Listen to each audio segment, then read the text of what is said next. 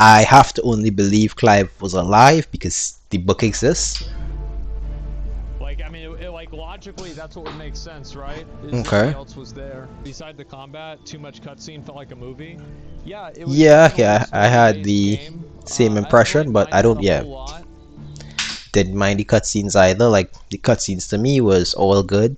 I don't mind if the game, if I'm going into a narrative-driven, story-based game, if there is gonna be a ton of cutscenes, then let there be a ton of cutscenes. As long as they're well-executed cutscenes and they don't feel padded out, that they're just adding these cutscenes for adding them's sake. Which, again, in some cases when Mythos was talking, I did feel like that was happening. But overall, it came together. Parts of it that were like kind of confusing to me. I Like, where agree. were the other people that, like, Ultima was like? Did they turn into mother crystals? Like, why did Uh-huh. Joshua have Ultima inside of him? Yeah, I don't really get that part either. Maybe it was, I guess it was just for sealing Ultima when he was trying to first take control over Clive. But then the part that was confusing for me was mainly a lot of the politics at the beginning of the game, because a lot of the beginning of the game did not show you places that you've been to. They just introduced you places with names that didn't mean anything to me, like Imperial Royalists, and I was just lost on who was fighting who, what was what, until a lot later into the game, where I've gotten to go along around the world a lot more. So it was a bit hard to follow. But like I said, it just all boiled down to big internal war conflict, distraction. We can destroy mother crystals. Like, what? Like, this game had some of the highest high points. You know, I would agree. Like, criticism of the game aside, I don't know about highest, but there were a lot of really high points. Like that Titan fight, insane. Getting the combo down, figuring the game out, like understanding it, felt really good. Bahamut, insane. The Ultima fight was pretty good as well. Like, it just took the best parts of the game and continued it from there. I don't feel like it did anything new, but that's all well and good. The fight itself was still fun. Um, the low points of the game was definitely the dialogue. There was some shitty dialogue, some padding, but we got in through terms it. of like the last fight was fucking awesome. The Titan fight was fucking awesome. I mean, The same thing. Bahamut fight was fucking same, awesome. same thing. It's like Ultimate Stuff was a bad I guy. promise I did not pre-watch. This is the first time I'm watching this because I didn't want to get spoiled as to I what don't kind of know. I reaction to don't have know. towards the game at the end. I'm not So sure. we'll My see. rating, I would say a 9 or 9.5 of the game. Okay, I would say like a I 5 or mean, a 6. I hope it comes to PC Gameplay soon was so super I can fun. play it. Story I You don't know, think was the I would best. say game's a solid 9 or 9.5. That's fair Uh, enough. If it's solely gameplay, 7.58 is the highest I can go. But the story, I feel, could have right? had some work And on then the writing. besides Final Fantasy But I would 14 game definitely that I still say really it was enjoyed, fun. because I felt like the game played so much better once you actually got Hmm. all 3 of the powers, right? Oh yeah, that completely agree. I didn't even realize we were getting 3 icons at a time. I disagree with the fact that he said he wished there was a lot more customization. Because me personally, I've done like 1 or 2 customizations during the gameplay that got to different types of bosses or different types of gameplay, sorry. But I have seen some insane clips with some insane customization, like full on Archmage, full on Warrior, full on like like it's just insane different levels of gameplay styles that I have seen been able to happen based on how you choose to use the icon skills and then what order you choose to do icon skills in, how you buffer each one of them. And like it's, I think there's a lot of variety in that aspect of the game for sure. The remove I know that the Devil May Cry combat director also did this game, so it makes sense. It's kind of Devil May Cry. I don't feel like I was too stunted by having 1 or 2 powers at the beginning, because at the beginning I was still figuring out a lot of the combat. And even once I got all 3 powers, I still felt like it took a lot of time for me to figure out what kind of style I would want, what kind of play style I would want to go for, and exactly how I would chain the 3 powers together. I mean, if we look at it from my gameplay, I had to fight Odin, beat Odin, and then have the final Aeon icon, which was Leviathan, before I fully like sat into a playstyle and combo that I would want to use. I don't think any of the icon fights were like mechanically challenging at all.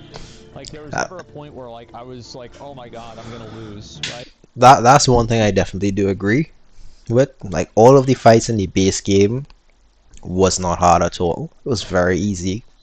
Never felt like threatened outside of Odin. I felt threatened a bit, but like at no point at the like throughout the fight, by the time I ran out of potions, I was losing health.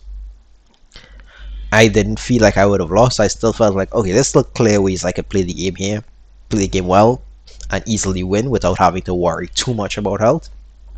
The only icon fight I was like challenging, I guess, if you could say, was Leviathan, and that was just me playing it kind of stupidly and face tanking a lot of stuff I shouldn't have needed to face tank. But that was the fight I died the most on as well, so I guess it's only fair to say that was the most challenging fight for sure. But in the base game itself, I know I didn't play on Final Fantasy mode, but just the regular gameplay mode itself, I didn't choose story because I did still want to have a bit of a challenge. But for I don't think I died to a single boss throughout the entire game, which I feel like shouldn't happen. Because I'm not like some god, mechanical god at the game. I wasn't playing anything crazy. But they gave a lot of resources to ensure that you don't die. Overall, I'm very glad I played it. I thought it was fucking insane. I mean, I agree. Glad I played the game.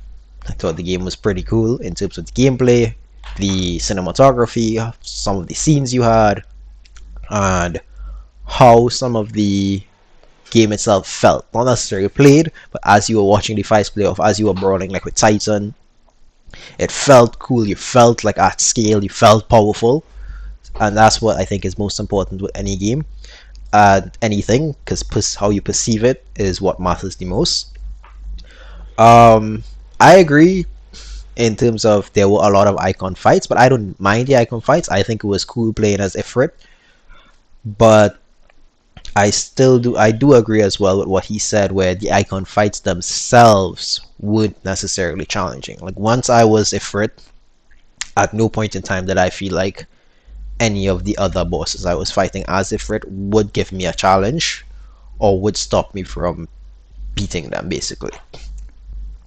The only time I ever felt challenged was like really against Odin and as Clive, which I guess is the point, but the icons, Typhon, those things should be strong, right? They shouldn't just be a cakewalk. I think he went from being like this omnipotent god, where it's like, how the hell are we ever going to beat this guy who's at some unreachable height above us? And no, it just turns out he's just a loner. He's just lonely. Maybe not the loner aspect of things, but I do think Ultima got diminished by the end.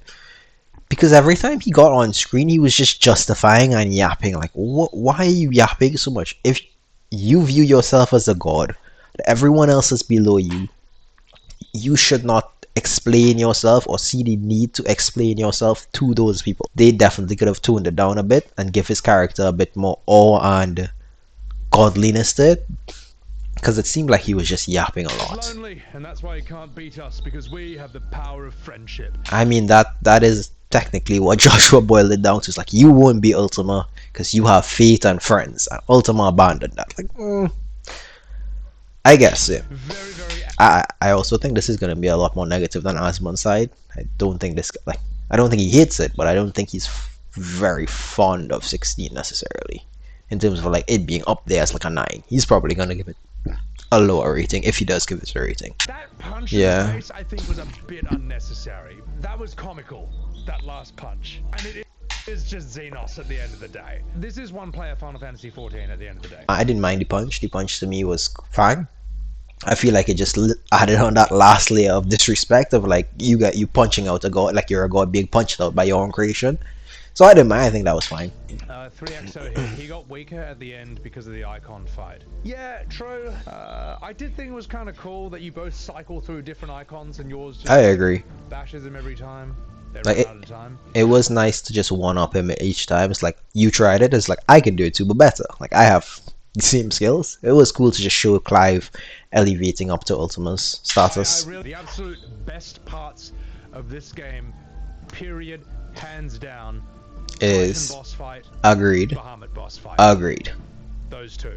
By far the two best I bosses would in the game. say another high point that's separate from that is just Sid's character overall. Sid was a good character. I agree. Sid I really, enjoyed I think, Sid, should have been in the and entire game. I think it's I don't know how the story would have played they got out. rid of they got rid of literally the best character, or one of the best characters they've had in a modern Final Fantasy way too soon.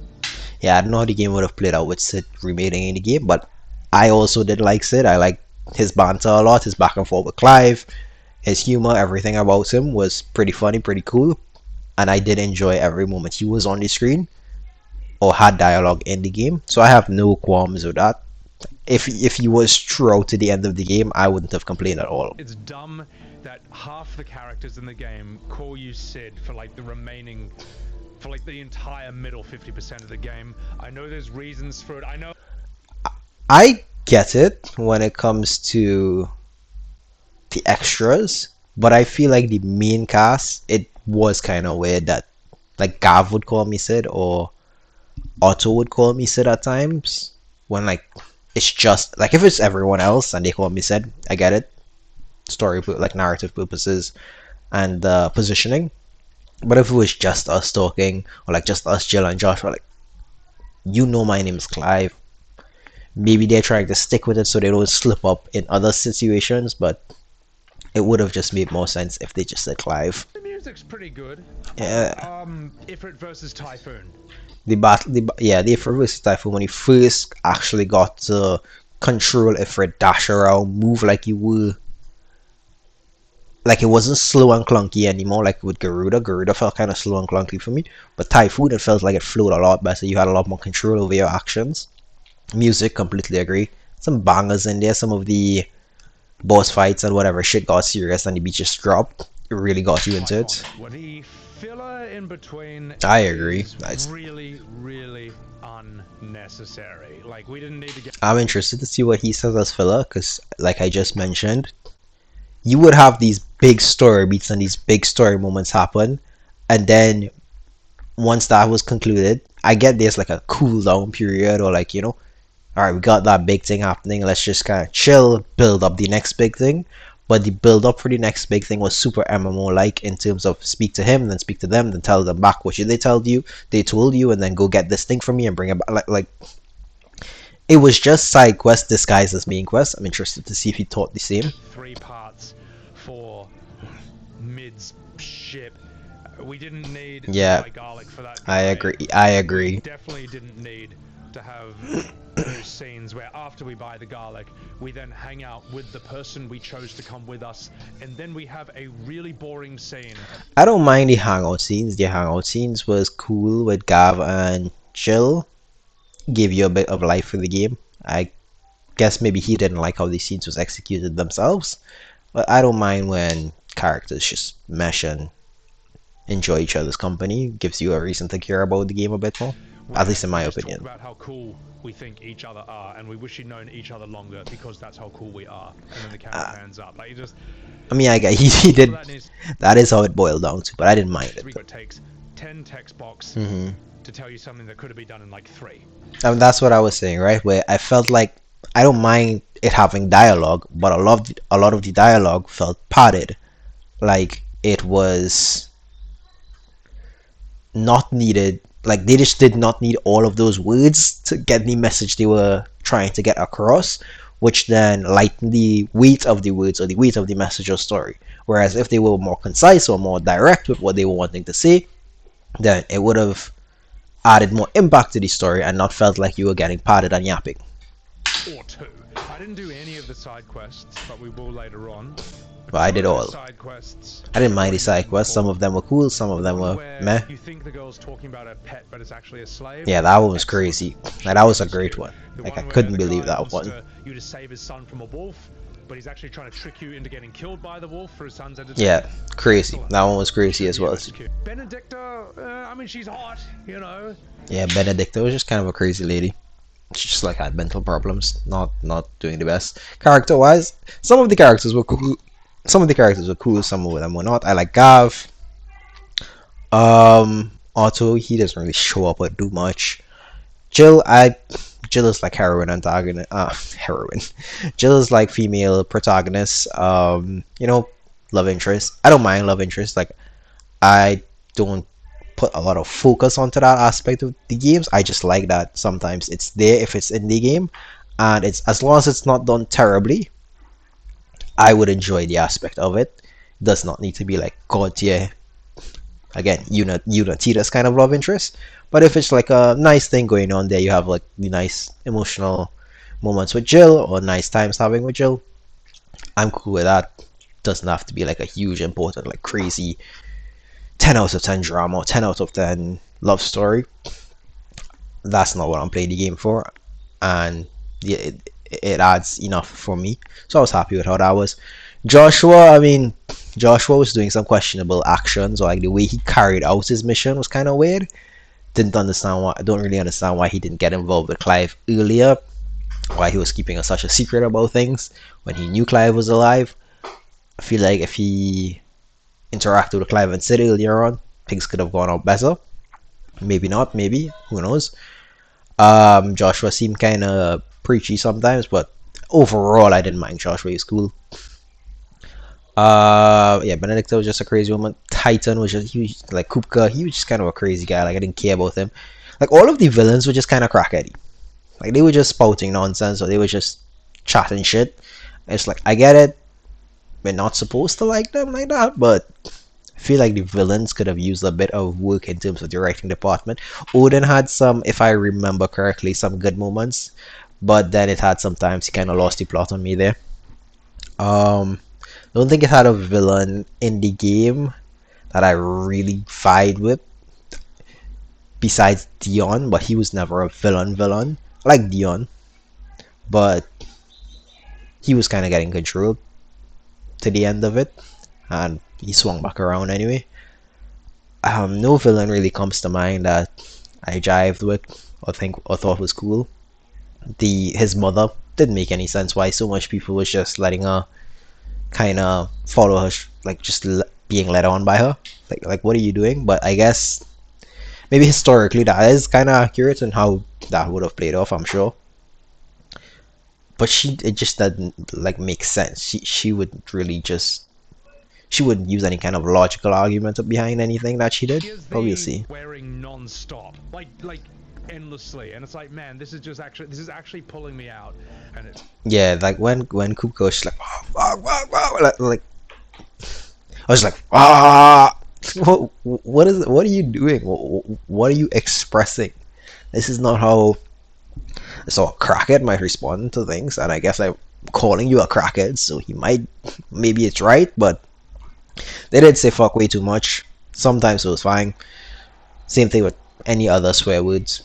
They kind of just overly relied on them to come off as mature, when I feel like at that point the amount of reliance they had on it didn't come off as mature anymore. It just came off as edgy teen, which to be honest, who is Final Fantasy's target audience? If it's me, like someone that grew up with Final Fantasy, then this doesn't make any sense. But maybe a 13-year-old, 14-year-old kid that's getting into Final Fantasy would jive and love this a lot, or like jive and think it's funny, or think those aspects are funny because it's like haha fart poop jokes, but fucking cock instead.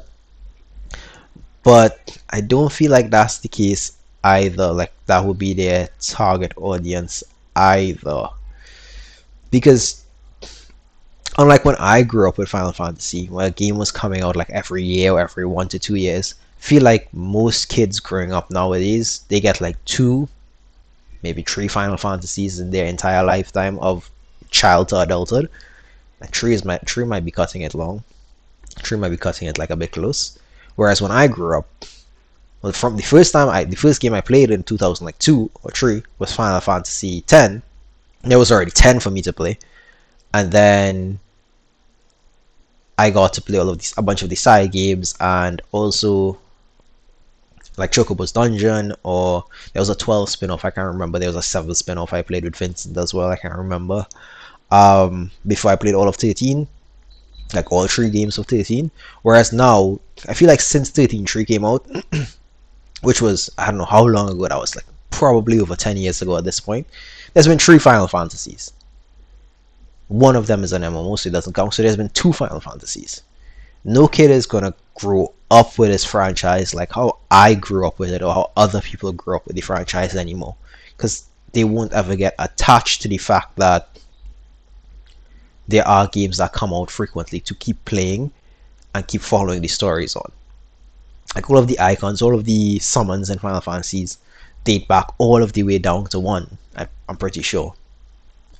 No kid is gonna get attached to like Shiva, Ifrit, uh, the Phoenix, or any like Bahamut, Wood, and any of them, because they're gonna see those characters once, maybe twice, whereas I got to see them like 5, 6, 7, 8, 9, 10 plus times over and over and over in a bunch of different games.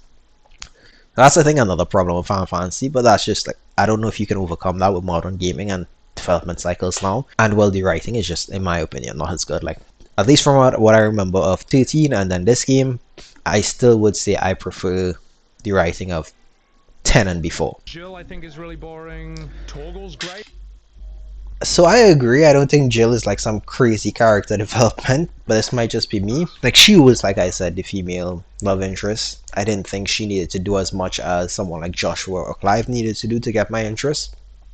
Because for me, she served the purpose of being like emotional support for Clive, and that came through well enough. I'm not gonna say it was like 10 out of 10, but it did enough to satisfy me in what I would want from that kind of relationship with the character. Yeah, he gets more humanized at the end. I'll have to think about how I feel about Ultima. Fair? Yeah, I was gonna. Ultima, I think he was kind of lame. He was just yapping too much. I don't think like his reasoning was just he was a god, which is fine. Like he's a god, he doesn't need to have reasons that make sense to a human. Torgal turns into Fenrir, and then that's the last we ever see of that. But maybe we see Torgal. That's true. In, like we got a bit of development for Torgal, and then we see him in a side quest. Maybe oh, actually, he's right. He didn't do all of the side quests, but I did. And there was the side quest where Torgal got our sword for us. And that was kind of a nice touching moment where Torgal kept, like we saw Torgal kept looking out for Clive and trying to find him being alive while also getting his stuff for him and like keep thinking about him throughout the time so that he really showed his loyalty to him. That was a nice side quest. Ultimate does look really cool. Clive's mum. I don't think Ultima looks cool. I think his last form was cool. That he fought with the when he had the things floating above him, and the night form looked cool as well. His base form I think looked kind of sickly and whack. I think is okay. It almost feels manipulative how hateable she is. Yeah, I feel like she's hateable as a villain, but not because she's a good villain necessarily, but because she's just evil for evil's sakes, and the story I feel just goes along with her plots to be evil for evil's sakes. And I don't know if I jived with how that followed. Can't remember enough about other characters from how young I was when I played them to really say, oh yeah, he's talking about Medicine Girl, she is the GOAT. I hope he doesn't say anything bad about her. She's just been hustling entire game. She was just hustling. Potion, salves, ointment, she just had it. And then she came in clutch with Dion at the end. Let's see. God, mate. My ears are still hurting. That's crazy. Like I know it was the same thing, but she had a nice flow to it. I like Medicine Girl. I'm not gonna complain about Medicine Girl. Listening to Medicine Girl, but she was one of the most memorable characters in the game. I mean, at least Goots were my favorite. Goots. My favorite NPCs. They're my. Okay, at least he liked her. Goots. I mean, Goots is alright. He didn't leave like a crazy impression on me. Just like big guy. I don't really know if I could say any of these characters are any of the great Final Fantasy characters, including Sid. I'll tell you why. Because if I had to think, I don't think any of the characters I really fell in love with in terms of really jive. Like I really like this could just be age difference, but I really like the cast of Final Fantasy X. I jive with a lot of them, and they are all memorable. Which again, I played that game when I was very young, so it could have just been part of the formative memories. And now that I'm a lot older, it takes a lot more to get me to that level, and I can't really like. Anytime I look back on 10, I'll judge it with nostalgia. I'm not gonna pretend, I'm not biased. Definitely biased. So, if I was to think about characters in this game, I don't think I can think of any of them that would stick with me like that. There's sex position, which is when they're just naked in bed. Really honestly, for no real. Yeah, like there was a lot of naked scenes where it was just, do we need to have this scene naked? Like when Ultima was talking to Odin, like did Ultima need to be naked? Because he was shapeshifting. That wasn't his actual appearance. Did he need to be naked? Did Odin need to be naked? Like they weren't doing anything, right? Because that was Ultima and Odin. So why not just be clothed and have the same conversation? Good reason, other than to put it in there and give this game a mature rating. Yeah, I agree. Just talk about the plot. Look, I am. And also, I don't think the game looked nice enough to look nice enough for hard characters. Like Jill looked pretty. Jill was pretty. Like she looked nice. But I don't think the game, like any of the characters, were like beautiful. Like holy shit, hot. Like yeah, Benedicta looked pretty as well. Like nice. Not really my type, but I don't know. It could just be because how I'm playing the game on, but I've seen it as well on YouTube in full HD. But it could be because I'm playing and I felt the same. But maybe because how I'm playing the game, I have a like poor impression on PS Play. But I felt like the HD cutscenes were lacking. I felt like the Final Fantasy X HD cutscenes had more detail and looked better than the HD cutscenes in this game. And the characters in 10 in the HD cutscenes also look better than in this game, which doesn't make sense. At least the remaster for 10, the HD remaster, which still doesn't really make sense to me. It's not turn-based, therefore it's not a Final Fantasy argument. It is actually more complex than it might. I don't have any stakes in this argument. I'll just probably skip past this. I don't care if it's turn-based. I don't care if it's action RPG. I don't care if it's action combat. I'm just here for a good time. If they did it well, which I feel like, no, I don't have much experience with other games, action or action combat style, but I feel like at least from what I have played, it was done well, and I did enjoy the combat, and it did feel fluid.